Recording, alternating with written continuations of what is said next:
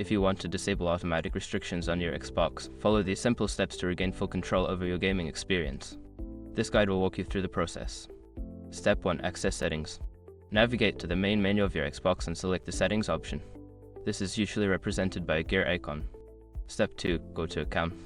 In the settings menu, find and select Account. This section contains various options related to your account management and restrictions. Step 3. Select Family Settings. Within the account settings, look for Family Settings or Family Management. This will allow you to manage restrictions that may have been set up for your account. Step 4. Manage Restrictions. Once in Family Settings, find the option for Manage Restrictions or Content Restrictions. Here, you can view and adjust the current restrictions applied to your account.